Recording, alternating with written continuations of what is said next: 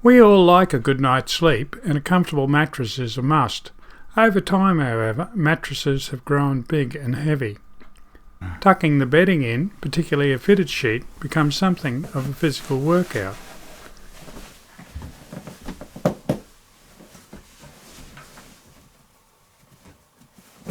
To make it easier, somebody came up with the idea of mattress lifters, like the ones shown here on the Amazon site. These are meant to slide in under the mattress, lifting it enough to get the edge of the sheet under. Hello and welcome to yet another episode on the White Dog Garage YouTube channel. My name is Bob. In this episode I'm going to show you how I took some pieces of scrap wood we had lying around and made two mattress lifters, and I hope you follow along. Looking at mattress lifters on the internet, I came up with this sketch as my starting point for the build. Not having a proper plan, I've had to guess at some of the dimensions. My starting point is a wedge shape with an overall length of 400mm, about 16 inches, and a lift height for the mattress of 75mm or 3 inches.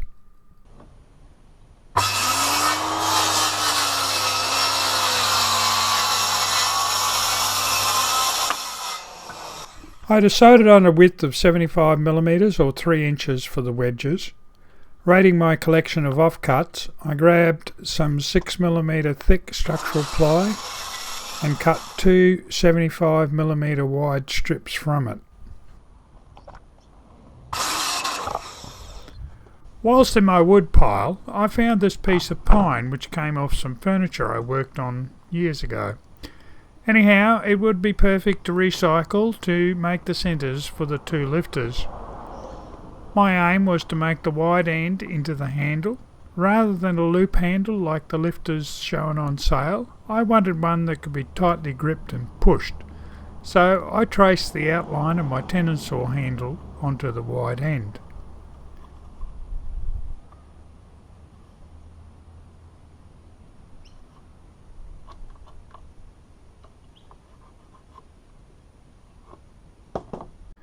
The ends of the scrap pine are shaped the same, well, so I thought, and I then cut the piece in half to give me the material for the two handle sections.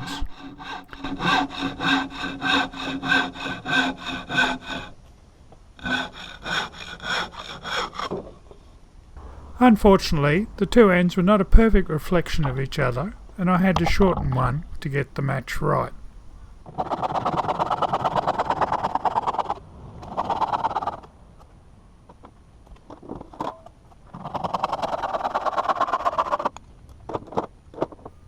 I used double-sided tape to hold the two matching ends together.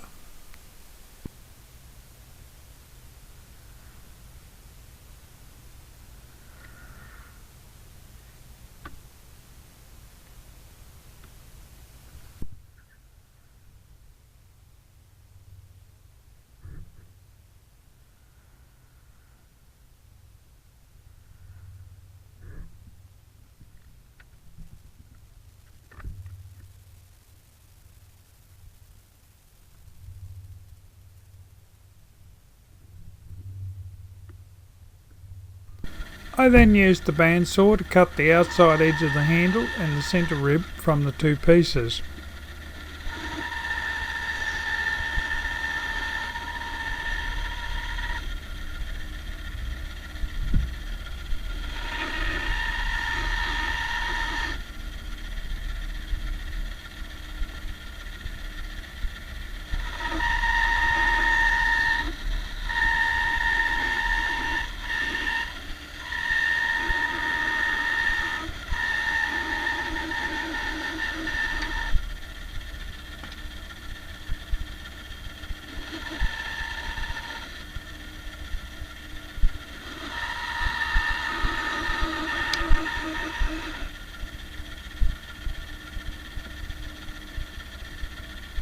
Once the basic shape of the two pieces was cut out, I used the drill press to cut two holes, one at each end of the intended finger insert. Using the bandsaw and drill press ensures the cuts are vertical and thus identical on the centre sections for the two lifters.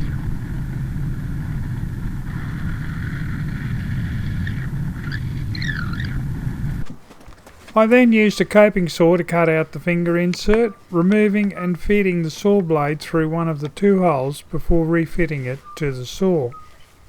In truth, you could get away with only drilling one hole, but I've used the two holes to mark the top and bottom of the finger insert, and also to make for nice rounded corners at each end. This is where a scroll saw would come in handy if I had one, but never mind, hopefully I can cut reasonably square with the coping saw.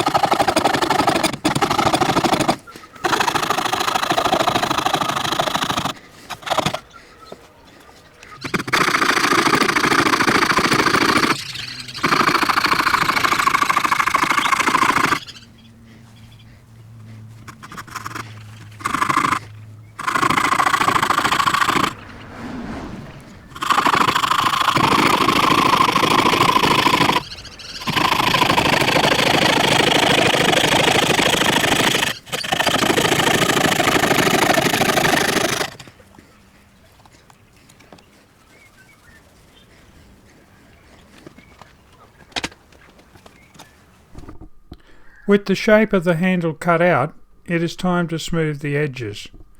To do this, I am using my shop-made benchtop router with a 1/4 inch roundover tool. If you're interested, there should be a card on the top of the screen taking you to the first of 3 videos that I made about building this benchtop router. It is only the handle section of the lifter that gets rounded over. The rest is the web that stretches between the top and bottom surfaces of the wedge and is left square.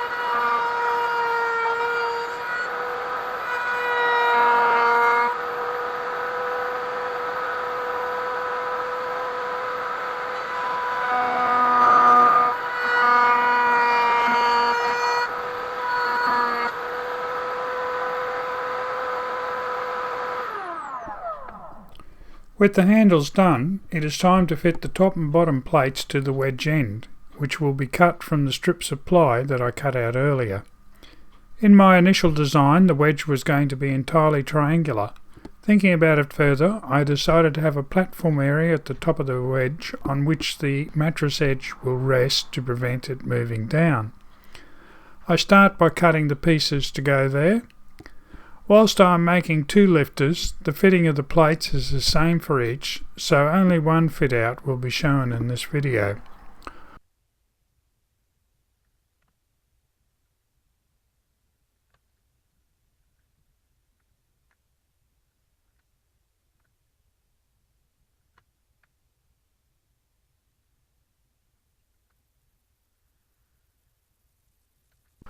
All of the surfaces will be glued and screwed in place with the holes for the screws pre-drilled and countersunk.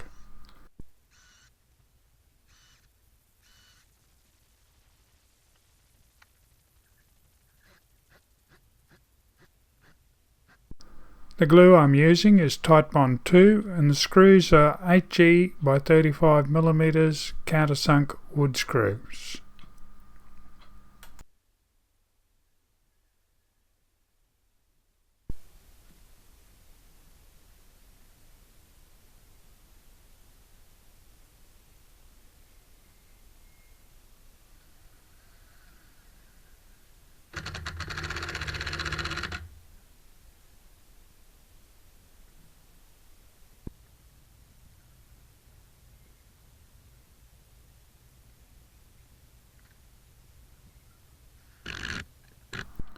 With the platform in place, I move on to the downslope.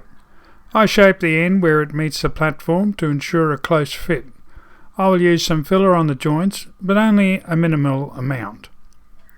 I've cut the downslope piece over length and will trim it to fit once the bottom surface is in place.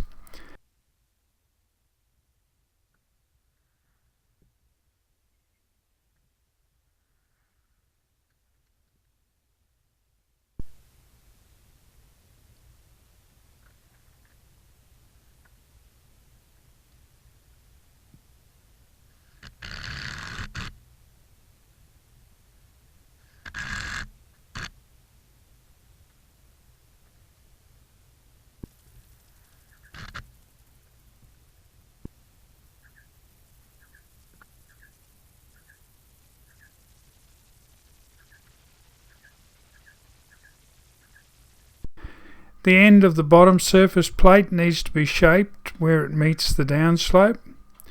I need to get the angle right for the material to be removed, and I do this by using a sliding bevel square to copy the wedge angle, transferring it to the bottom plate to mark the material that will need to be removed.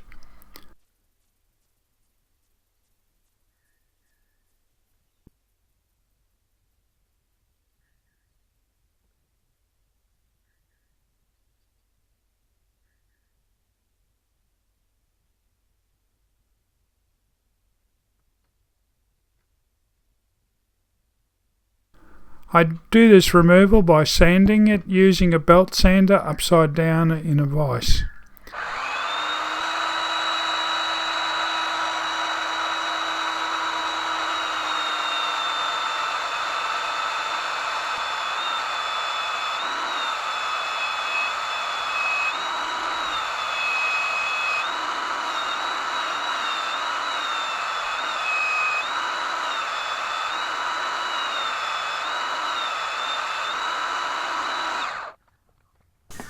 Happy with the fit, I then glue and screw the bottom plate in place.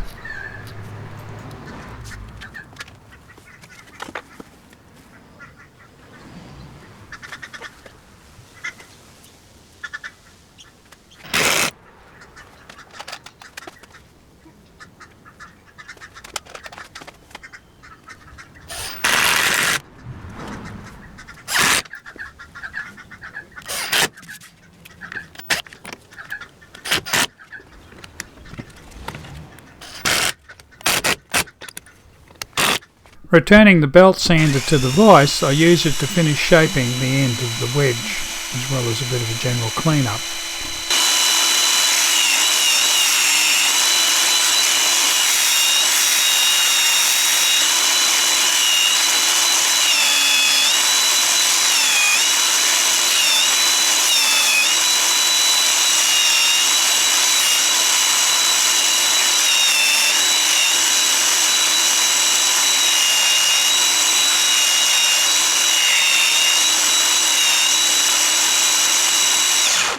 With both lifters made, it's time for a bit of hand sanding, some filler and then paint. Back from paint, the two lifters are ready for action.